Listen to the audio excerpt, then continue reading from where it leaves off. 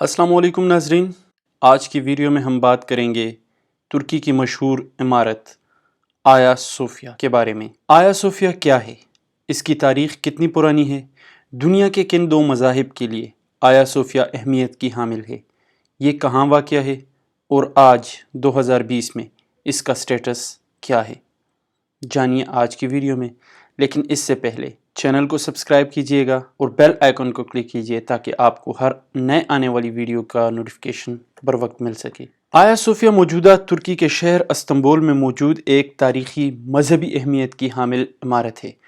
لفظ آیا صوفیہ لاطینی زبان سے ماخوذ ہے جس کے معنی ہیں ہولی وزڈم۔ آیا صوفیہ کی موجودہ عمارت 532 سے 537 عیسوی میں رومن بادشاہ جسٹینین I کے حکم پر عیسائیوں کی عبادت گاہ یعنی چرچ کے طور پر تعمیر کی گئی۔ لیکن آیا صوفیہ کی تاریخ یہیں سے شروع نہیں ہوتی، بلکہ سن 360 عیسوی میں اس مقدس عمارت کی انوگریشن یعنی افتتاح کانسٹینٹینس II کی زیر سلطنت ہوئی۔ سن 404 عیسوی میں اس عمارت کی چھت آگ لگ جانے سے تباہ ہو گئی۔ سال 415 میں تھیوڈوسیوس II نے اس عمارت کی دوبارہ تعمیر کی اور عبادت کے لیے کھول دیا۔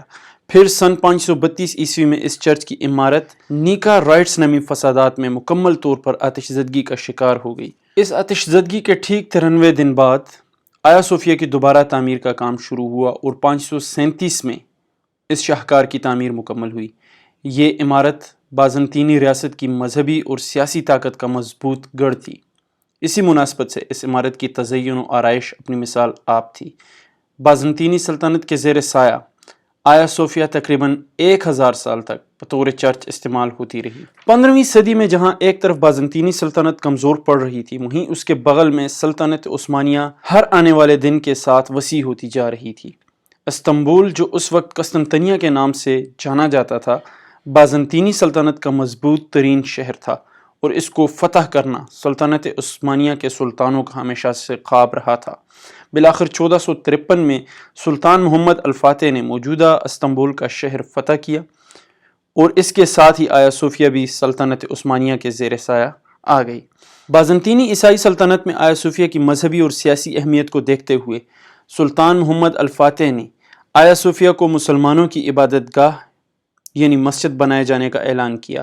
یوں کم و بیش 1000 سال تک چرچ رہنے کے بعد آیا صوفیہ مسجد بن گئی اور 1931 تک اس عمارت میں مسلمان اپنی عبادت کرتے رہے۔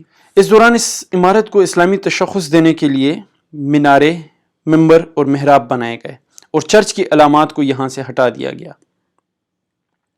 سلطنت عثمانیہ کے خاتمے کے بعد ترکی میں سیکولر مصطفیٰ کمال اتا ترک کی حکومت میں اس مسجد کو 1931 میں بند کر دیا گیا اور 4 سال بعد یعنی 1935 میں محض اسلام دشمنی کی بنا پر آیا صوفیہ کو میوزیم بنا کر سیاحوں کے لیے کھول دیا۔ یوں 1000 سال تک عیسائیوں اور 500 سال تک مسلمانوں کی جائے عبادت کو میوزیم بنا دیا گیا اور یہ سلسلہ سن 2020 کے جولائی کے مہینے تک جاری رہا۔ بالآخر جولائی 2020 میں ترکی کی کونسل آف اسٹیٹ نے آیا صوفیہ کو میوزیم بنانے کے 1934 کی کابینہ کا فیصلہ کالعدم قرار دے دیا۔